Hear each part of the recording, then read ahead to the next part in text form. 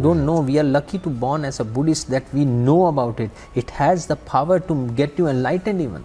Right. Same way, human beings also have a lot of impurities in their mind, in their hearts. There is so much of a dirt, but there is always a future. You can definitely remove all your impurities and come out as a blossoming lotus. In Buddhism, it's very clear that every human being can be a superhuman being. Every human being can be Buddha. And every human being has a past. Unless and until you see the dark, how can you see the light?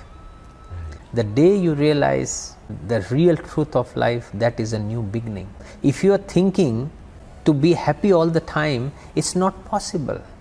It's like a graph. I said, like it's when you go for your heart test in the hospital, there is a graph ticking up and down. Right. Rise, fall, and that is for life. Sometimes up, sometimes down, and when it goes flat, it is no life.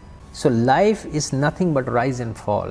When you accept that, the impermanence, sometimes it will rise, it will fall, the suffering will go down. And there is always a solution, but you need to have the eye of the Buddha to find the solution. And you yourself can find the solution, because end of the day, you yourself is responsible for that problem, nobody else. We always think, oh, he's responsible, she's responsible for my problems, but no. When you look down deep, you will find it was you. Right. So you have to find a solution to overcome these problems and challenges. With mindfulness and wisdom. Yes. Same way, I thought maybe it is difficult, but my job is to bring back Buddhism only in one country, that is the land of Buddha. Sir, it's not the one-man job. Somebody has to start it. Right. Dhamma also started from one person. Not everybody started together, okay, let's have a Dhamma. If you say like this, if Buddha Right. would have thought, oh, it's not a job of a one person, how Right. can I do? From one it starts and it goes to different people, from 1 to 5, what's Sarman? And Right. 5 to 50, and 50 to 50,000, 5 million, and now there are millions, trillions, billions. I really want to thank every Thai citizen and all the donors and the beautiful country, Kingdom of Thailand, to support and becoming the inspiration for other countries also to support and trying to bring back Buddhism back in India. The success is there already. Sir. Yes, I'm wishing for the best, and I pray for everyone for happiness in life, for wisdom in life, and may everyone will start following Dhamma and reach Nibbana one day.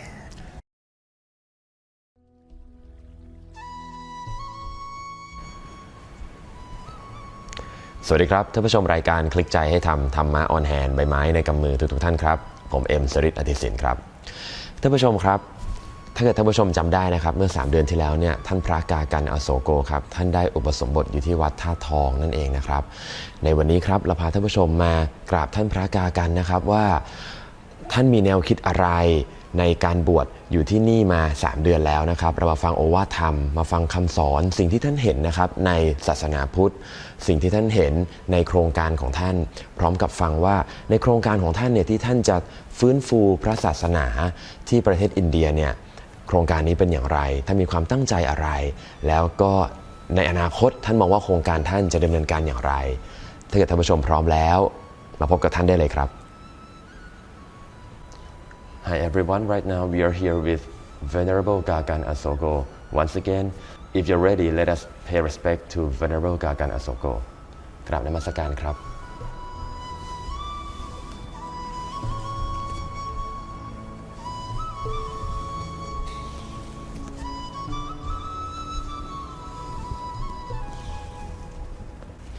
Venerable Gagan ครับ Last time, 3 months ago, you gave us an opportunity to ask for your ideas and share us some of your ideas and your devotion in Buddhism. And a lot of viewers and people who are Buddhists in Thailand and other countries are interested and feel appreciated by your vision and what you have been thinking and sharing. This time here, I would like to ask for your appreciation to please share some of your ideas after you have been in Manghus for almost 3 months already. My first question here, last time you told me that well, you planned it to stay in monkhood for 15 days, but you increased it. Do you have any reasons for that, sir? First of all, thanks to you once again for interviewing, and I have seen a lot of people have seen the last interview too. The first question is, I chose the monkhood for 15 days, and then after 15 days I realized that some kind of a strong buzz, we call it, has gone through the whole country, not only in Thailand but to many Buddhist countries, where people got inspired to see one person who's trying to bring back Buddhism in India.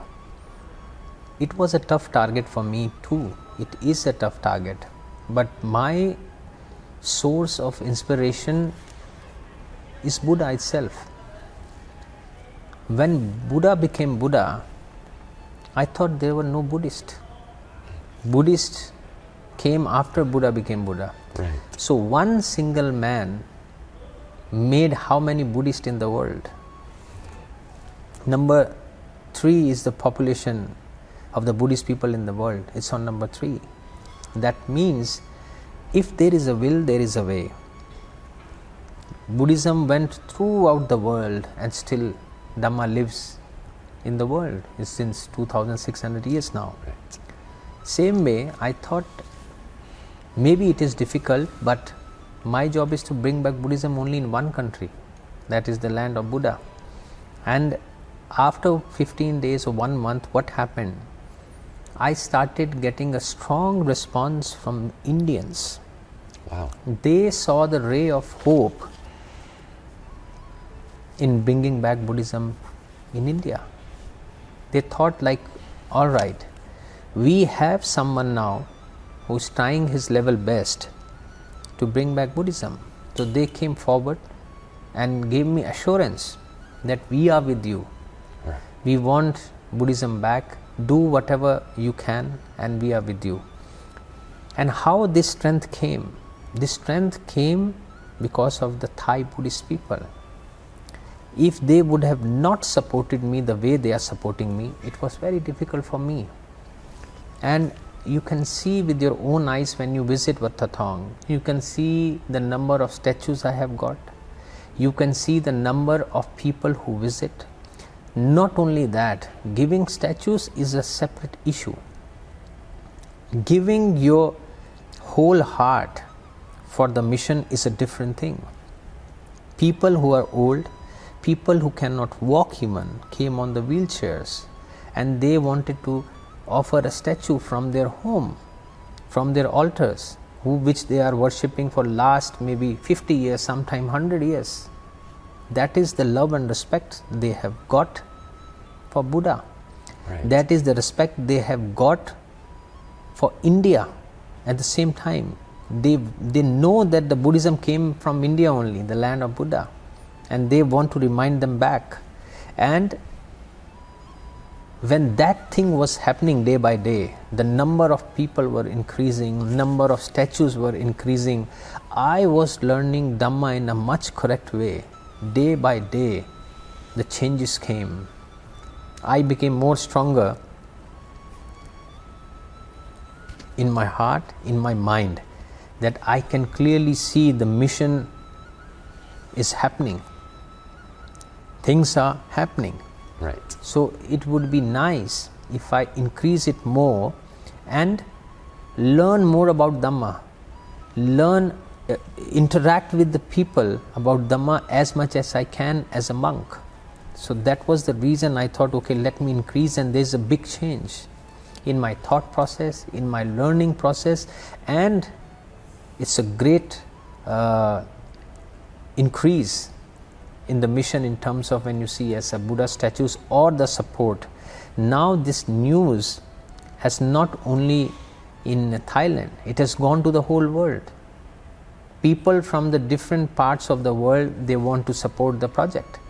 Right. They are for it. So I believe that it was a very good decision for me to increase the monkhood as much as I could. I know I have responsibilities, but at the same time, I think it is a very good experience that I'm having right now. And after 3 months, you see the car have a glass in the front. My windshield was a little bit dusty. So these 3 months wiped with the water that windshield, and I can have a clear vision. What do I have to do now? You know, in these 3 months, lot of powerful people, lot of organizations, lot of Mahasangha from Thailand, from other countries, majorly from Thailand, have come forward and told me that, Gagan, you go ahead, we are with you. So I feel, yes. Right. So that is the result that I've got in these 3 months, which I have earned. Sir, this has been beautiful because by spending and sacrificing your time for your vision and for Buddhism, which means that for human beings, both around the world and especially in India, Yes. You gain support. Yes. And by gaining support, you gain both concrete results and spiritual results as well, individually. Yes. Right. Sir, when you mentioned that you gain much stronger, you see the correct way. Can you share some experience of seeing the correct way in terms of Dhamma teaching to Thai people, sir? You need to understand, once you have a right devotion, right determination for something, Right. and you practice the Dhamma, or you follow the things in a Dhamma way, Right. you keep Dhamma in your mind, practice the way what Dhamma teach you, and follow your mission, things become more clear. Your wisdom increases, there is a growth in your wisdom, then you are there to take the right decisions that you need to take. As soon as you gather more knowledge, as soon as you gather more devotion, determination, support, respect, and finally you get more wisdom with your practicing of Vipassana or practicing of Dhamma, your vision is very clear. Then you know, Right. you take the right decisions at the right time. That is the power of Dhamma that makes you take the correct decision. Now my vision is so clear, day by day it's getting clearer. So I believe the way it is going, 84,000 statues will be nothing. And you have to understand, 84,000 statues is just the first step. It is not the last step that I am doing, I distribute the statues, that there is a revival of Buddhism. No.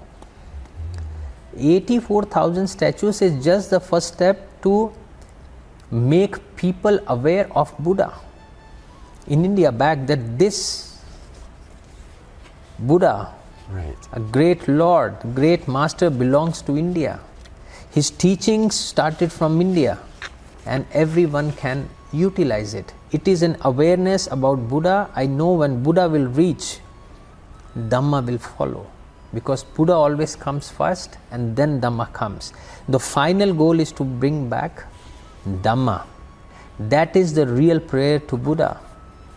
That is the way to make people be more happy. That is the way to make them have less suffering. So final goal will be making them understand the Dhamma or reach Dhamma in the whole country. And that with be this like- kind of a vision, this kind of a strength and support, I think we can surely do it. Right. Sir, so you mentioned two things. And 3 months ago I heard this already, that you already said that now there will be the buzz. And I have already seen the success.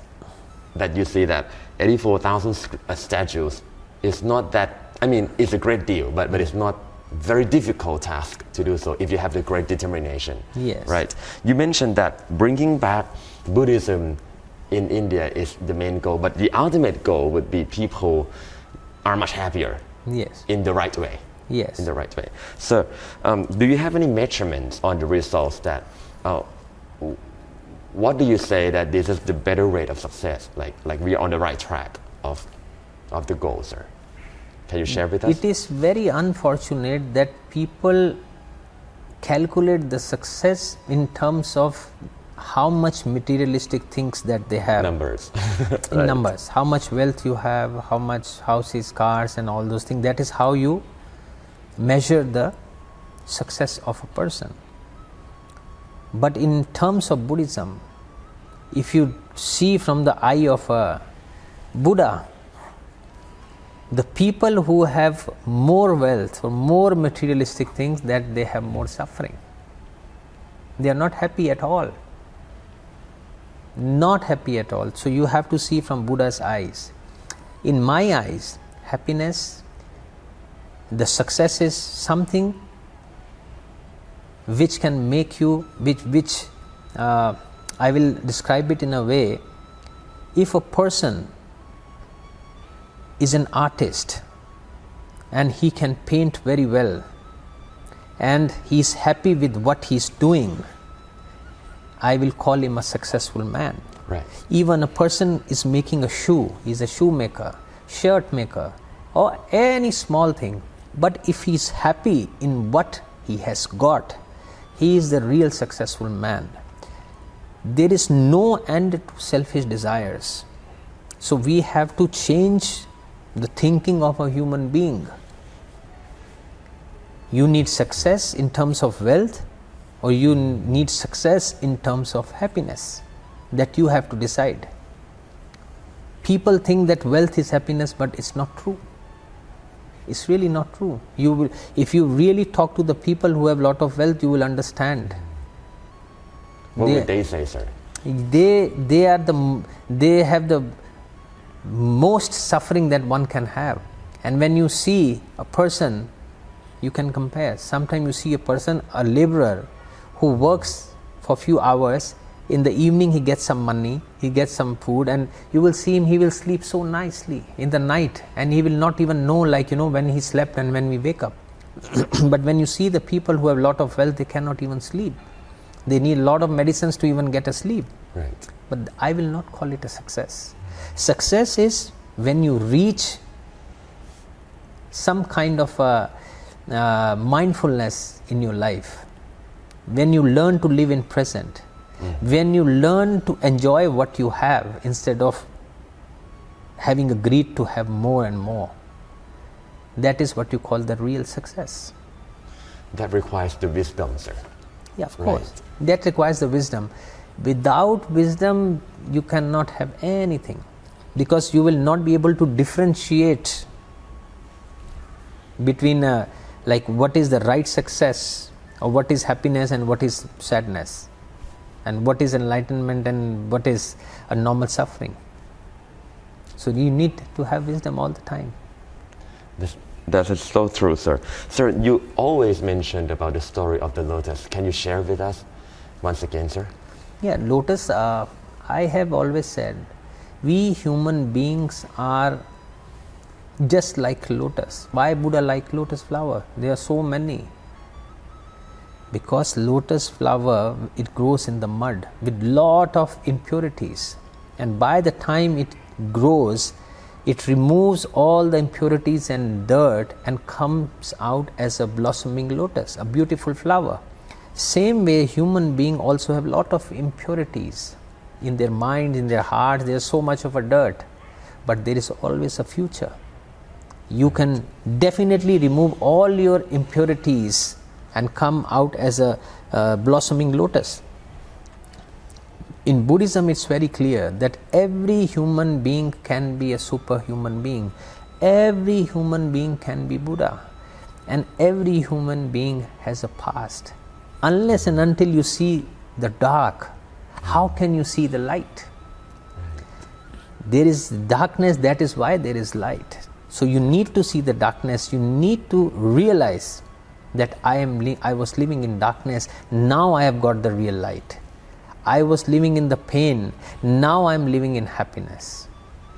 So we need to see that dark point, and we all have that. Nobody should be scared of those darknesses or the weak points or impurities. It can be cleared. If Angulimal can become a monk, then you can understand he has killed so many people. You still have a great future. The day you realize the real truth of life, that is a new beginning.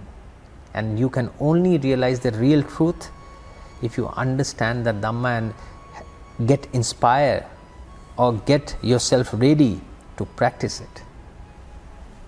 as you always mention, sir, follow the Dhamma and practice it. That's why you can call ourselves. That's why we can call ourselves Buddhists. The real Buddhist, right?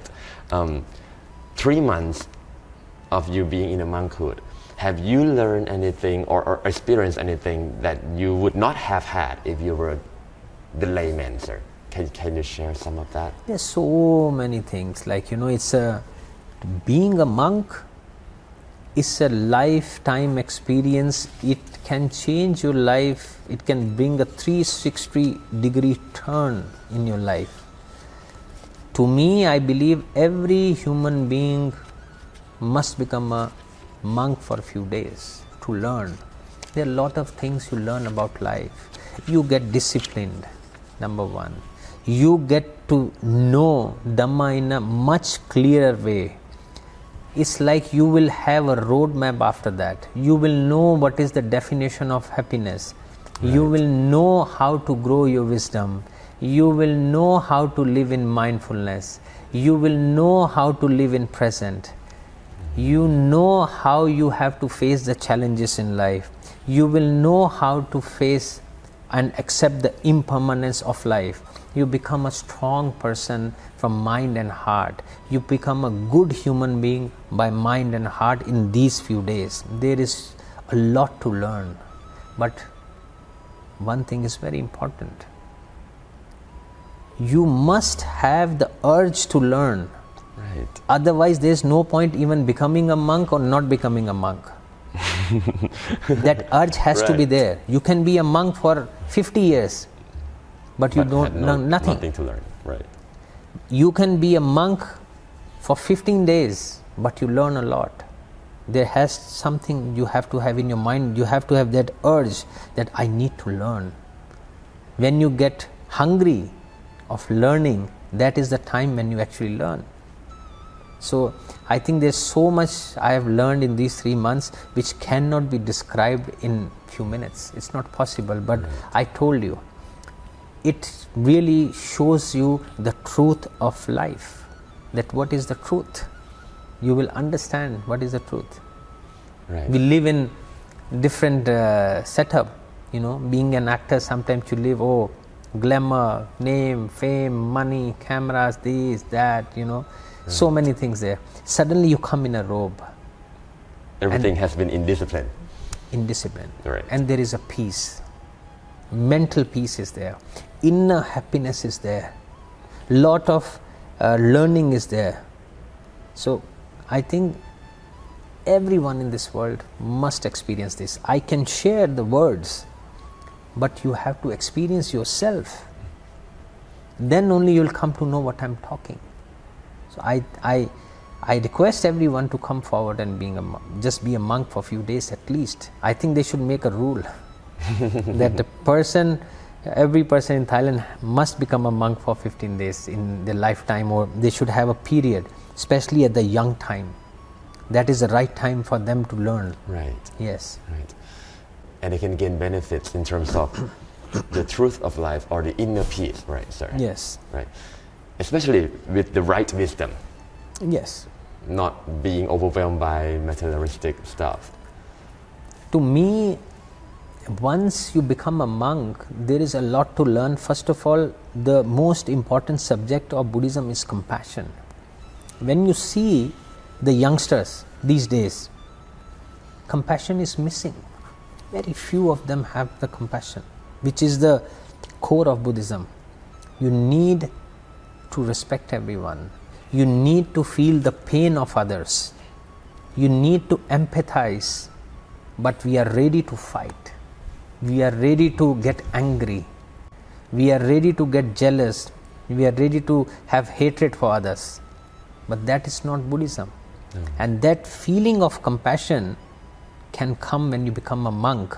And when you go on the road of alms offering and you see that how people give you food, you will learn the compassion, because there are many people who have that compassion to look at you like that. So you learn a lot. Experience it. Experience. Right. Sir, I also believe that, like you have taught, people are nowadays are very far from experiencing compassion and just trying to get a peak to empathize on others.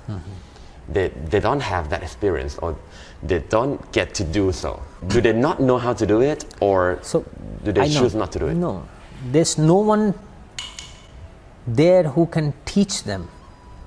That's why in 2-3 years back in the United Nations Day of Basak, I gave a speech in which I really requested the education system to bring a subject of compassion in the education system. Once they bring the subject of compassion, or you call it loving kindness, number one, it will be accepted by all the religions. It is not a subject of Buddhism. Compassion is accepted by all the religions. Make it a compulsory subject, as equal as mathematics, English, science. Once you make it compulsory subject or academic subject with the practical, and teach the small children about compassion properly and make them do a practical, go outside, start helping people, they grow up with that kind of a mindset. Right. Because from the age of 5 to 13, a child learns the best. Once they will grow up with that kind of a compassion in mind and heart, they will be a good human being. Compassion is there in every human being, no matter it's me or it's Angulimal. Compassion is lying there, you just need to develop it, which we don't. Develop. You need to develop your compassion. It's right there. It's in every human being. Right. It can be developed by, if you bring it in the education system, and then they keep on learning right from the childhood.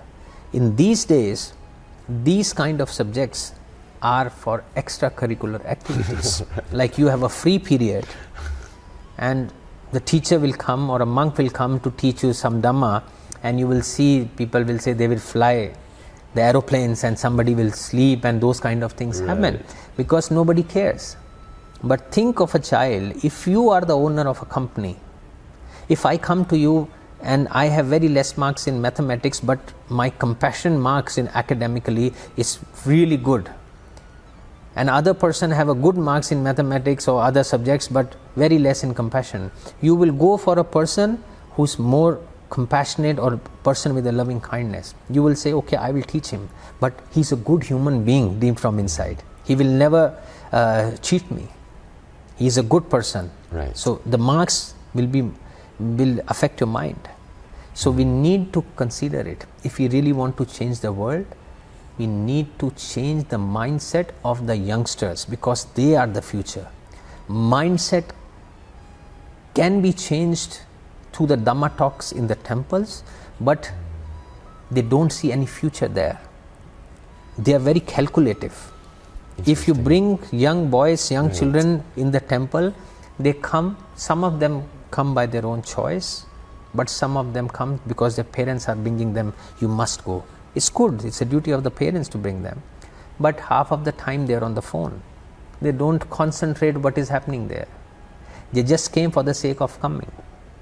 But when it becomes an academic subject, that they have to do it. Mandatory. So unintentionally, even if they don't want, they will become a good human being if some practicals happen at the time of the study, because it is going in their system at the age of 5. Once you are a child, you don't know what is good and bad. But when they will tell you, okay, today is a period to go outside and give food from your hand to the beggars. A 6-year-old child will go give food to the beggar. You will not believe, even he will feel peaceful. He will feel very happy. And next day he will ask you, okay, I want to go again. I want to do it. Because they are so pure. The children are really, really pure. They have a pure heart, pure mind. And it can make a big difference in the life of a child. So we need to knock the education system to bring this subject of loving kindness in the education system as a compulsory subject. Right. Sir, it's not the one-man job. Somebody has to start it. Right. Dhamma also started from one person. Not everybody started together, okay, let's have a Dhamma. If you say like this, if Buddha would have thought, oh, it's not a job of a one person, how can I do? From one it starts and it goes to different people, from 1 to 5. What's sermon? And 5 to 50 and 50 to 50,000, 5 million, and now there are millions, trillions, billions are there who follow Buddhism. So it has to start from someone. Someone has to take the initiative. And I believe Thailand, being the Buddhist capital of the world, can start it. I think they should start it. And it is not a Buddhist subject. We are not telling people to be Buddhist. It is about loving kindness. About human beings, sir. About good human being, right from the childhood. Right.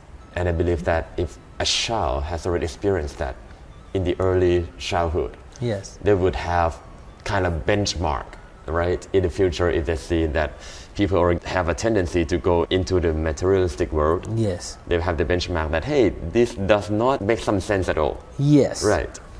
They will experience. Right. They will experience, they will learn by themselves, and they will develop by themselves. Then they actually do it. If I tell you, my brother, if you go give some food to the beggar, you will feel happy. You will say, okay. But if you actually go and give it to the beggar, you experience yourself, then you will know how peaceful and beautiful it is. Right. You will not believe. I was here in the Dhamma talk, and there was a small child, and he was, I think, 8 or 9 years old.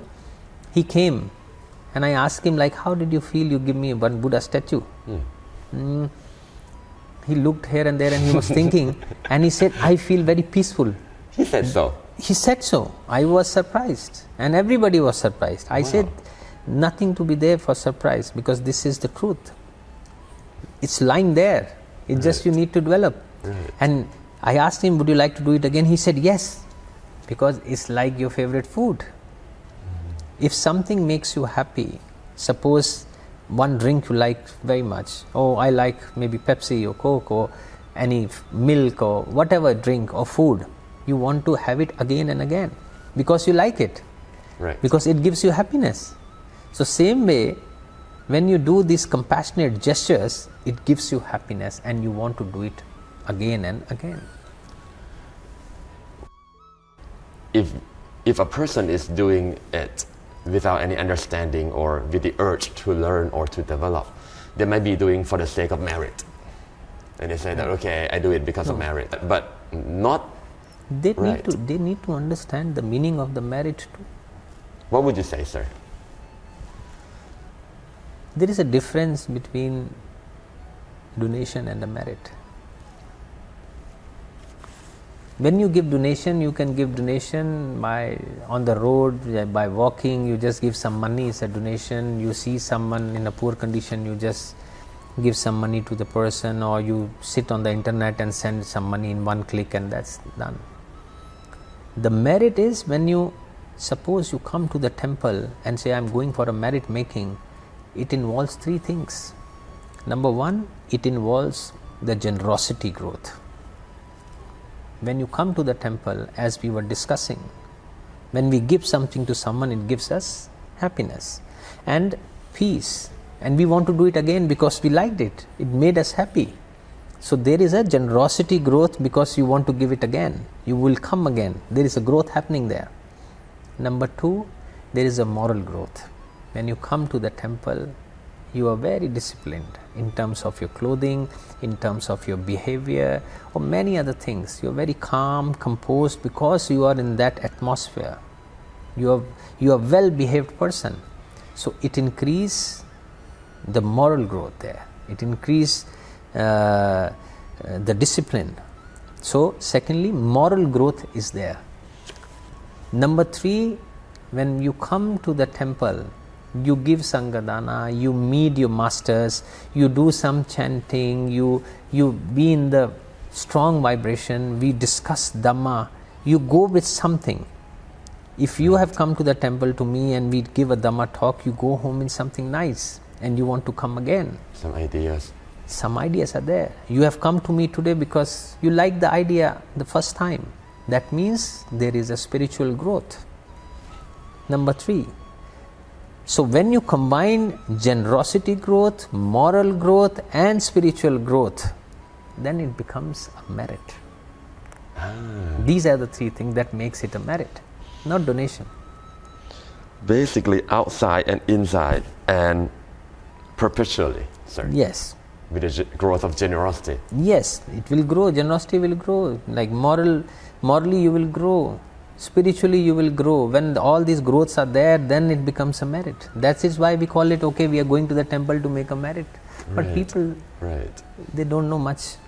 So sometimes they just go because their father is saying, okay, this is what we call making a merit. If you ask anyone, they don't know. But from your point of view, from your experience, looking outside in before, this is very important, sir. Very important. Because if people do not make sense on the simple things that we believe in, it will shape our wisdom in the future, definitely. I told you the mind of maximum human beings are like a windshield with lot of dust on it. They all are living in ignorance.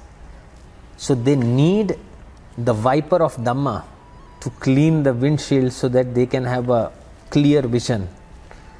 And the only way to have that is to being mindful.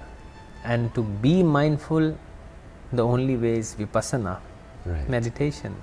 You need to practice meditation, which is the most integral part of Buddha's teachings. You can reach nowhere if you don't do vipassana. No point. You do vipassana, there will be a growth in your wisdom, a strong growth. You will become mindful. When you become mindful, even if you want to do something bad, you cannot. That's the power of mindfulness. If you want to do something wrong, you cannot. Because you're mindful, you know this is wrong. All those things, bad things that we do, because we are living in ignorance. So, give at least 10-15 minutes every day to vipassana. Try to learn a little bit. That's why many people don't have it. Don't know. We are lucky to born as a Buddhist that we know about it. It has the power to get you enlightened even. This vipassana. Forget about all other things. You start doing vipassana, keep on, your wisdom will grow without anything. It has so much of power that nobody can even believe it. So we are lucky, have a lot of goodness that we have this treasure and we know about this treasure. But unfortunate part is we are not utilizing it. Wow. You hit the target, sir. Because I mean to ask you, from your perspective, that you have seen the world before the monkhood and after the monkhood for 3 months, what would you say to Thai people or Thai Buddhists? And the best thing is to hit the goal of the Buddhism. And we are fortunate to be living in Thailand, to be living with the masters. We have the complete teaching. We have the masters who follow the footsteps of the Buddha.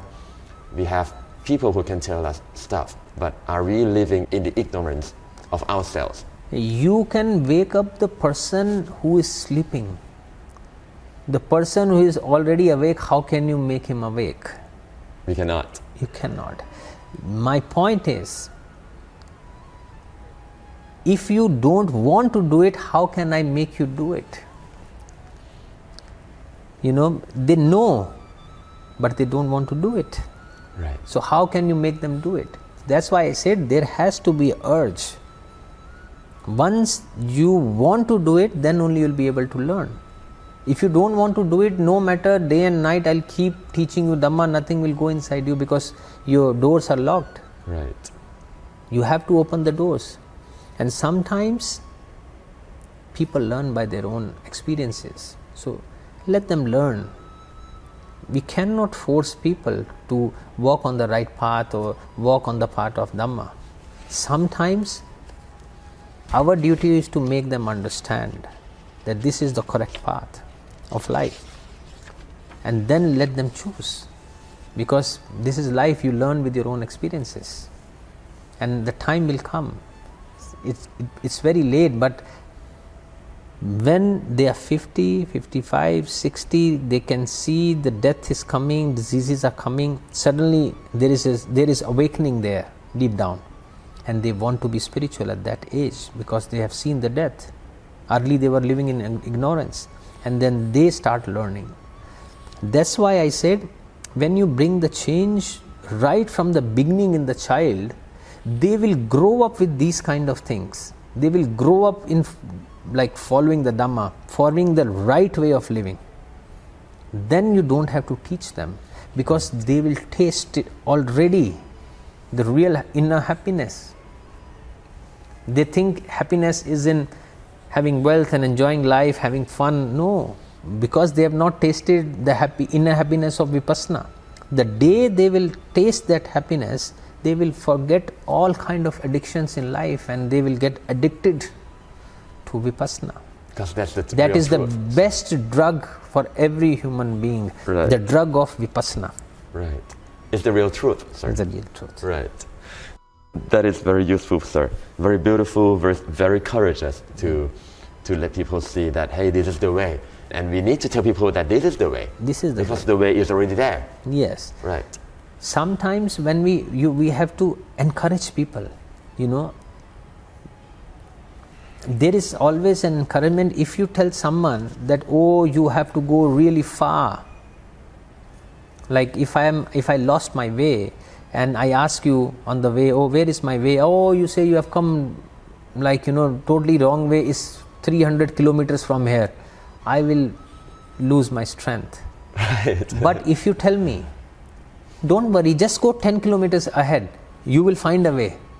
I will go and see, then other person will be there who will say, okay, go 10 kilometers more away. When you go by 10 and you will walk 300 kilometers, you will not even know. So we need to encourage people that you are almost there. Walk a little bit more. We need to encourage each other. If somebody is doing a small kind gesture, we need to encourage. It's so nice that you have done that. That makes them happy. Like a compliment when you get, oh, you're looking very smart and handsome today. How it feels nice. And then we say, okay, you're looking very nice, But if you close your top button, you will look better. More. So you will quickly do it. Right. So it's like that. Right. So we have to encourage people who are on the way for that one. Right.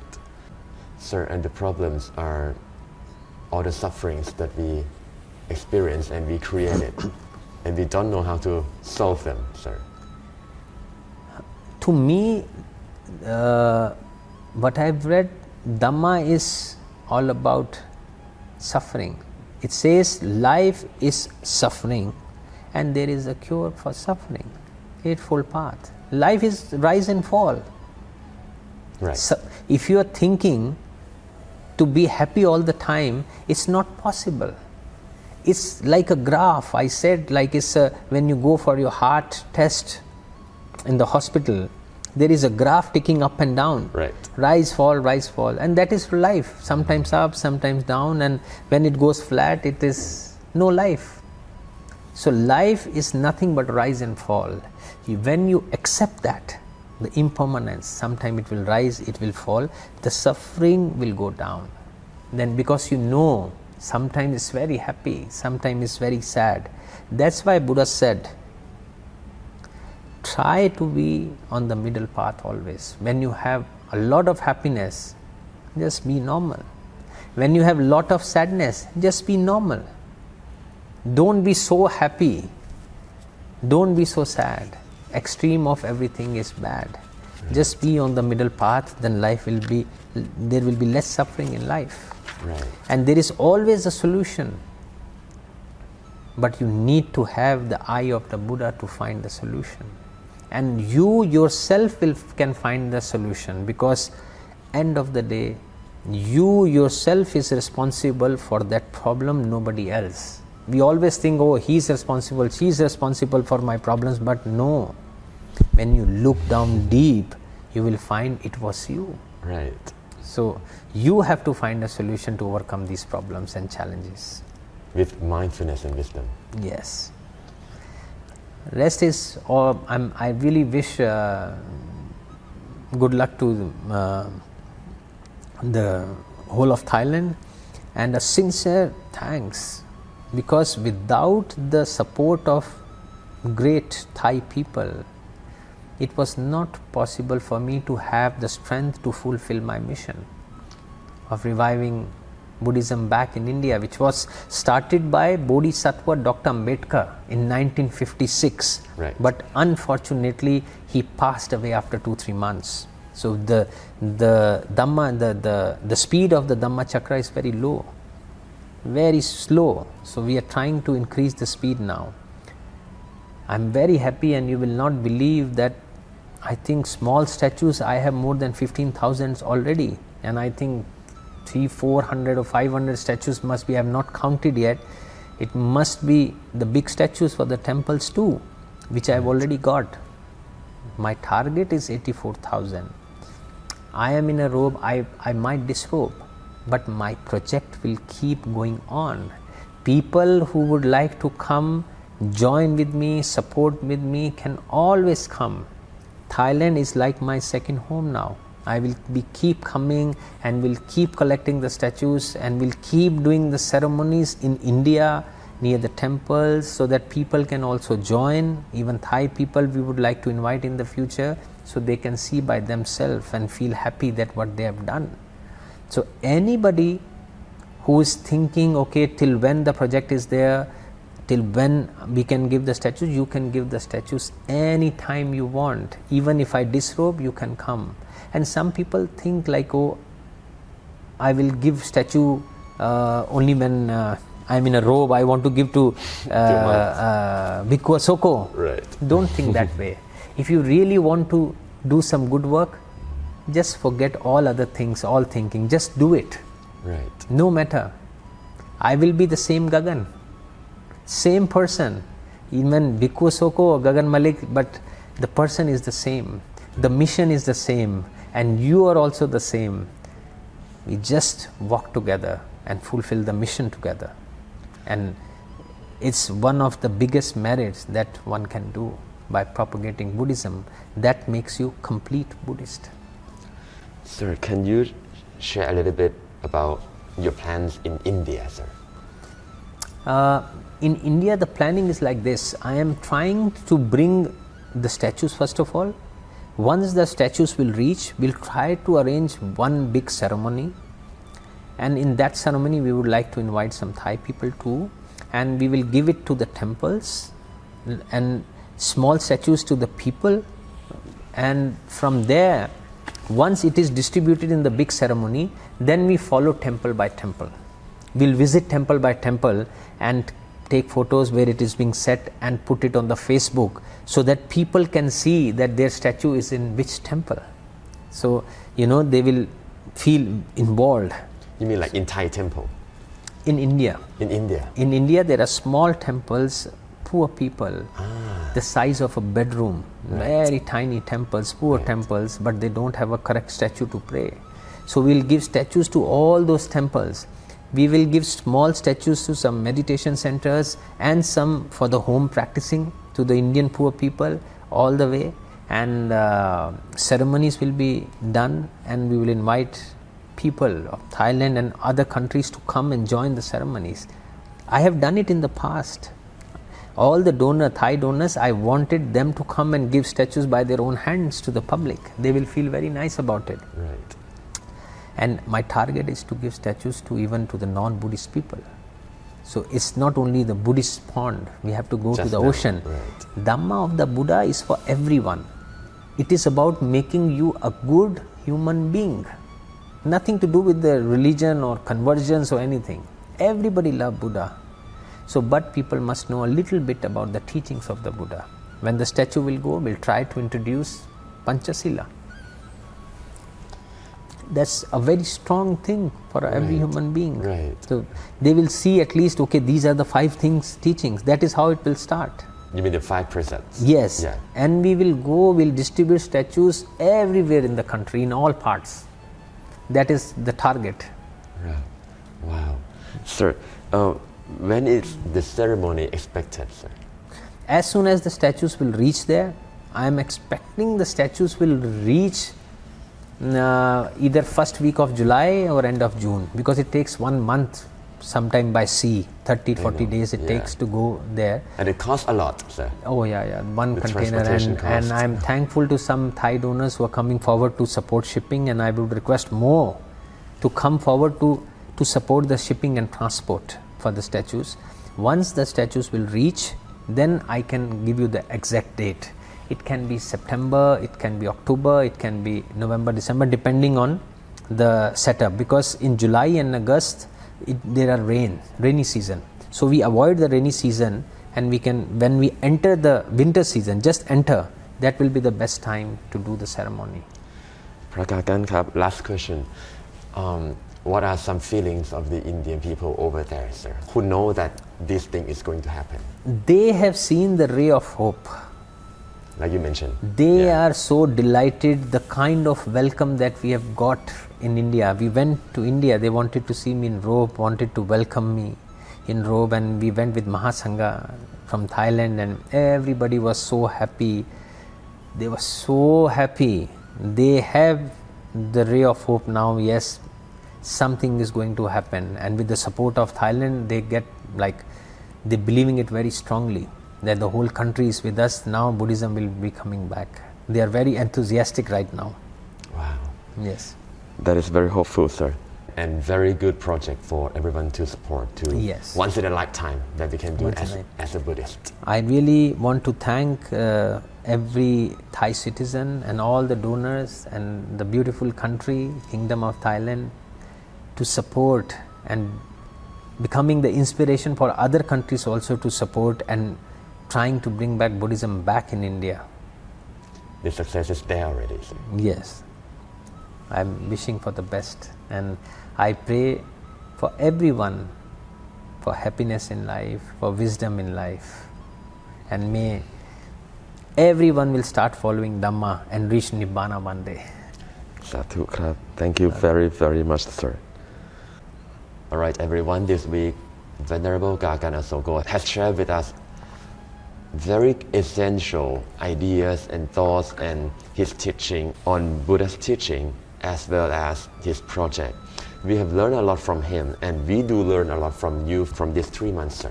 From the first interview and this interview, you have already mentioned and you focus on compassion for the real Buddhist.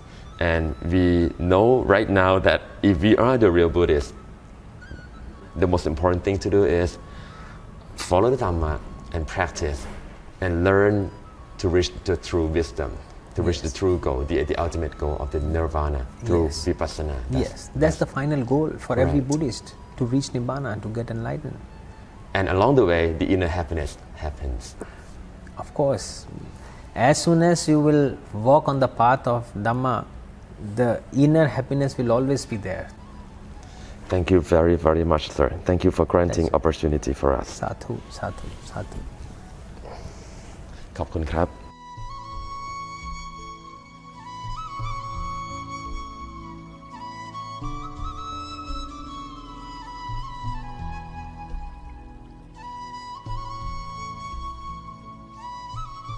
Thank you very much. Sadhu, sadhu. Thank you. Thank you very much.